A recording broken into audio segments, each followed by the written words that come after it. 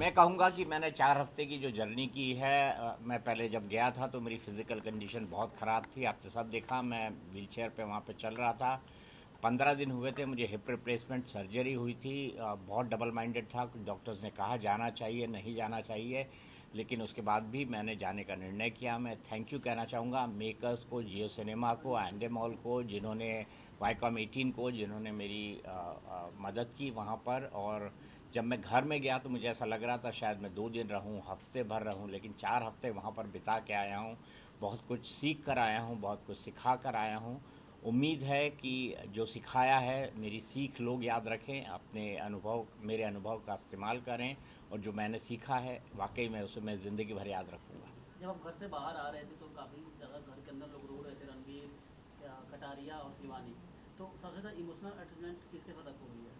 देखिए, मेरे साथ सबके साथ इमोशनल अटैचमेंट है। ऐसा कोई नहीं है जिसको मैं कहूँगा कि मेरा उससे इमोशनल अटैचमेंट नहीं था। सब लोग मेरे पास आते थे, अच्छी बुरी बातें करते थे, अच्छी बुरी बातें सुनते थे, सुनाते थे। हमारा एक रिश्ता था और वो रिश्ता समय के साथ डेवलप हुआ है। एक में ना बड़ा वक्त होता है, एक छत के अंदर रहना इस डिजिटल युग में, ना टीवी देखना, ना फ़ोन आपके पास। हमारे पास है, था भी तो वो एक सर्टेन टास्क के लिए था, बाहर वाला के लिए वो फ़ोन दिया गया था।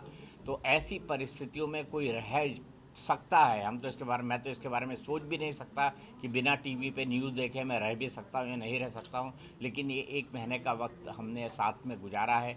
मुझे ये लगता है कि मैं वहाँ पर ट्रॉफ़ी जीतने नहीं, दिल जीतने गया था। और ट्रॉफ़ी जीतना मेरा मकसद कभी था ही नहीं, मैं दिल जीतने गया था। और वाकई मुझे अब ऐसा लगता है कि मैं वहाँ पर कई दिल जीत कर आया हूँ। दीपक उनके सर आंसू इस बात के गवाह हैं। दीपक सर आपसे जानना चाहूंगी, जैसे कि आपने कहा नॉमिनेट घर से बाहर आ चुके हैं, बट कहीं ना कहीं अभी भी रवि हाँ सर, तो अभी भी वो टास्क जो पोल का टास्क हुआ था उसमें आपने उन्हें सेव किया था, कहीं ना कहीं उन्होंने आपको नॉमिनेट कर दिया। कहीं ये लोग जहाँ बोल रहे थे कर्मा रिफ्लेक्स हुआ है, इस पे आप क्या कहेंगे? मैं सिर्फ इतना कहना चाहूँगा कि मुझे किसी से इस बात की नाराज़गी नहीं है कि किसने मुझे नॉमिनेट किया, किसने नहीं किया। बिग बॉस के घर में मुझे कोई परमानेंटली नहीं रहना था। 4 हफ्ते बाद नहीं तो 6 हफ्ते बाद शो ख़त्म होना था और मुझे बाहर आ जाना था।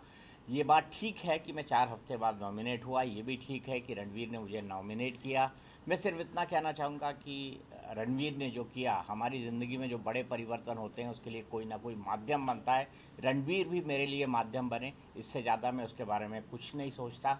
हाँ, अगर कोई कर्मा की बात कहता है तो मैं कहूँगा कि ये मेरे अच्छे कर्म हैं कि मैं इस विपरीत हालात में भी बिना किसी बड़ी मुसीबत के बिग बॉस में एक महत्वपूर्ण महीने बिता कर आया हूँ, और मैंने वहाँ से काफ़ी कुछ सीखा है। अदनान सर जब आपसे अदनान बदतमीजी से बात किए थे तो आपको कितना हर्ट हुआ था उस टाइम पे? मैं इस लायक उनको नहीं समझता कि उनके बारे में किसी तरह की कोई टिप्पणी करूँ। क्या बात है सर, अकॉर्डिंग टू यू सबसे स्ट्रॉन्ग कंटेस्टेंट्स कौन लगते हैं इस समय बिग बॉस हाउस में?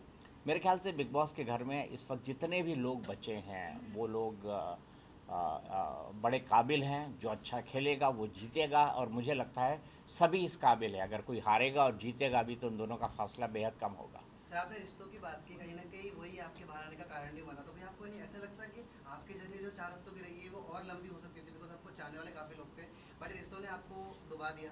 क्या फ़र्क पड़ता है सर, कोई ना कोई तो किसी को डुबोता है।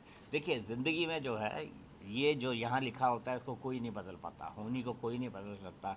मेरी माँ कहा करती थी कि सामान 100 बरस का, पल की खबर नहीं। मतलब ये प्लान फॉर 100 ईयर्स, हम अपनी ज़िंदगी 100 साल के हिसाब से प्लान करते हैं कि 20 साल में ये करूँगा, 30 साल में ये करूँगा, 40 में ये करूँगा, 50 में ये करूँगा। लेकिन क्या हमारी ज़िंदगी में अगले पल घटने वाला होता है, इसकी हमें खबर नहीं होती। सर दीपक सर, आपसे जानना चाहूंगी, जिस तरीके से हमने आपकी जर्नी देखी है बिग बॉस हाउस में, आपका हर किसी से अच्छा बॉन्ड रहा है। बाहर एल्विश और फैजू की काफी फाइट हो रही है अदनान और कटारिया को लेकर, क्या जेन्युइन फाइट होती है उन दोनों के बीच में हाउस घर के अंदर? मैंने ये देखा नहीं, इस पर मैं कोई टिप्पणी नहीं करना चाहता।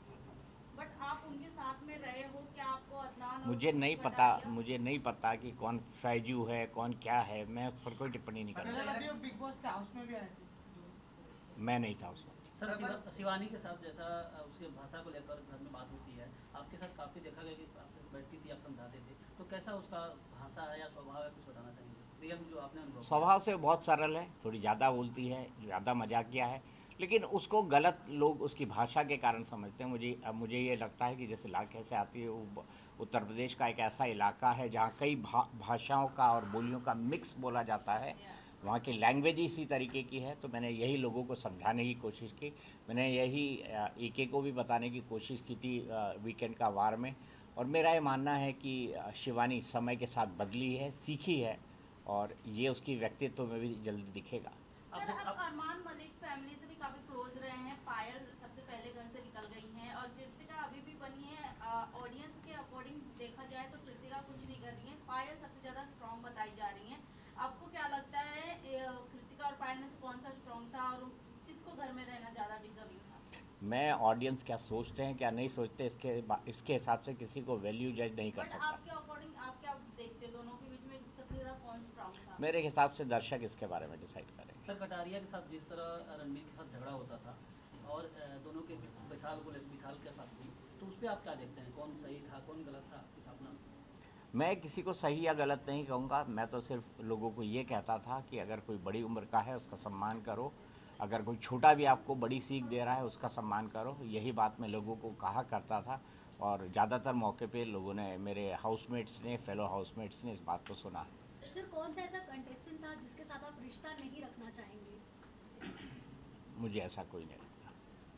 अदनान ने जिस तरह से आपके साथ बिहेव किया, क्या उसके बाद भी आप सारा गिला शिकवा आप भूल जाएंगे? मैं कमेंट कर चुका हूँ कि इसके बारे में कुछ नहीं करना चाहता। सर, क्या आपको ऐसा लगता है कि इस सीजन जो बिग बॉस का जा रहा है वो उसकी क्लैरिटी काफी लो जा रही है, इसकी वजह से बार बार वाइल्ड कार्ड एंट्रीज लानी पड़ रही है, कभी आयुष को बुला रहे, कभी फैजू को बुला रहे, फेक कंट्रोवर्सी क्रिएट कर रहे हैं? यार OTT की TRP कहाँ आती है मेरे भाई, शब्द तो सही सोचो। आपने कहा था कि शिवानी से मिलने जाएंगे उसके घर, तो जाऊंगा बिल्कुल जाऊंगा। सर, बिग बॉस के बाद आपने मतलब आपके लाइफ में मतलब अभी क्या चेंजेस आए, आप इसके बारे में क्या कहना चाहोगे, या क्या चेंजेस आ सकते हैं, आपको क्या लगता है इसके बारे में? एक दिन में तो मुझे कोई चेंज नहीं दिखा। सर, आपने वेट कितना लूज किया? क्योंकि बिग बॉस इसीलिए जाना जाता है कि लोग अंदर जाने के बाद वेट तो जरूर लूज कर लेते, 4-5 किलो। अभी मैं अपने जो वेट स्केल है उस पर चढ़ा नहीं हूँ, लेकिन वेट मैंने जरूर लूज़ किया। सर, आप घर के अंदर थे तो आप फिजिकली फिट नहीं थे, तो कितनी परेशानी हुई आपको और कौन से लोग जो आपको सबसे ज़्यादा हेल्प किया? मुझे हर इंसान ने मदद की जो उस घर के अंदर था, चाहे वो मुझसे बात करता हो ना करता हो, मुझे पसंद करता हो ना पसंद करता हो, हर इंसान ने मेरी मदद की है, किसी ना किसी रूप में मदद की है, और मैं सबका बहुत तहे दिल से धन्यवाद करता हूँ। Okay, thank you. Sir, top 3 में कौन हो सकता है आपके हिसाब से? मेरे हिसाब से टॉप 3 में मैं खुद हूँ। तारा। Thank you.